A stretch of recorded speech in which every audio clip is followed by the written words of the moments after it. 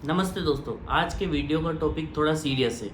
अगर आपने भी अपनी बैंक से रिलेटेड किसी लीगल नोटिस का सामना किया है तो यह वीडियो आपके लिए है। आज के इस वीडियो में हम बात करेंगे कि अगर आपको बैंक से या बैंक के किसी वकील से लीगल नोटिस मिलता है तो आपको क्या करना चाहिए। क्या आपको उसे इग्नोर करना चाहिए या फिर उसका जवाब देना चाहिए, और अगर आप उसका जवाब नहीं देते तो आपका क्या नुकसान हो सकता है। मैंने यूट्यूब पर देखा है, कई लोग अपने वीडियोज़ में बताते हैं कि बैंक का जो नोटिस है वो रद्दी के समान है, कचरे के समान है, किसी काम का नहीं है, उसे इग्नोर करना चाहिए, उससे डरने की आवश्यकता नहीं है। आपको अट्रैक्ट करने के लिए इस तरह से लीगल नोटिस को ऐसे फाड़ के दिखाने की कोशिश करते हैं, लेकिन इस तरह की बातें सिर्फ सुनने में अच्छी लगती है। अगर सही जानकारी आप जानना चाहते हैं तो इस वीडियो को एंड तक देखें और जल्दी से चैनल को सब्सक्राइब करें, क्योंकि इस चैनल पर हम आपको सिर्फ वो जानकारी नहीं देते हैं जो आपको सुनने में अच्छी लगे, बल्कि banking laws, SARFAESI act, DRT act, NI act जैसे बैंकिंग लॉज के आधार पे आपको एडवाइस दी जाती है। क्योंकि यूट्यूब पर कई ऐसे लोग हैं जो आपको एडवाइस देते हैं, गलत जानकारी देते हैं, जो न तो बैंकिंग सेक्टर से न लीगल फील्ड से है। तो आइए वीडियो को शुरू करते हैं। सबसे पहले तो बैंक की तरफ से नोटिस या बैंक के वकील की तरफ से लीगल नोटिस उन्हीं को मिलता है जिन्होंने बैंक से कोई लोन ले रखा हो, चाहे वो लोन पर्सनल लोन हो, क्रेडिट कार्ड लोन हो, होम लोन हो, बिजनेस लोन हो, कोई भी लोन हो। और अगर आप उस लोन को नहीं भर पा रहे हैं, आपकी ईएमआई बाउंस हो रही है, आपका अकाउंट एनपीए हो चुका है, उसके बाद ही बैंक आपको लीगल नोटिस भेजती है। आपके खिलाफ कोई भी लीगल एक्शन लेने से पहले ये रूल्स होते हैं कि बैंक आपको एक लीगल नोटिस सर्व करे।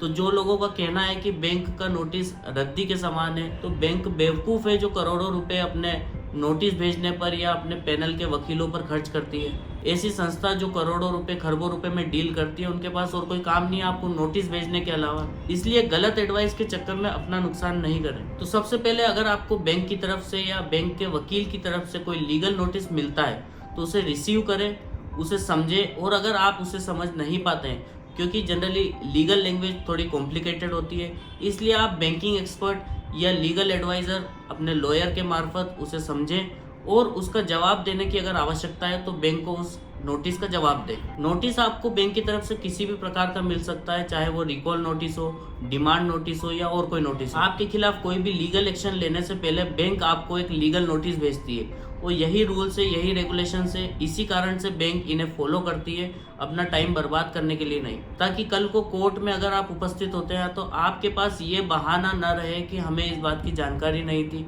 कोई भी एक्शन बैंक आपके खिलाफ लेती है, चाहे सिक्योर्ड लोन में आपकी प्रॉपर्टी को नीलाम करती है, ऑक्शन करती है, और अगर आपको नोटिस भेजती है बैंक और आप उसे इग्नोर कर देते हैं तो बैंक उसे नीलाम करके बेच देती है। और अगर आप समय पे उस नोटिस को रिसीव करेंगे, उसे समझेंगे, तो आप उसे ऑक्शन से यानी कि नीलामी से बचा सकते हैं। उसके लिए कई सॉल्यूशंस होते हैं, आप अपने लॉ एक्सपर्ट, अपने लॉयर से मिलके उसके लिए कार्रवाई कर सकते हैं। ये बात सही है कि अगर आप बैंक के नोटिस का जवाब नहीं देते हैं, उसे इग्नोर करते हैं, तो ये कोई अपराध नहीं है। बट नोटिस नहीं लेने से, उसका जवाब न देने से आपका नुकसान जरूर हो सकता है। और अगर लोन लिए बगैर आपको बैंक से कोई लीगल नोटिस प्राप्त होता है तो आपको और ज़्यादा सतर्क होने की आवश्यकता है, क्योंकि हो सकता है आपका फ़ोन मिसयूज़ करके या फिर आपके बैंकिंग डॉक्यूमेंट्स का मिसयूज़ करके आपके बैंक से किसी ने लोन ले लिया हो। और इस परिस्थिति में अगर आप बैंक का नोटिस इग्नोर करेंगे, उसका जवाब नहीं देंगे, उसे रिसीव नहीं करेंगे, तो आपका भारी नुकसान हो सकता है।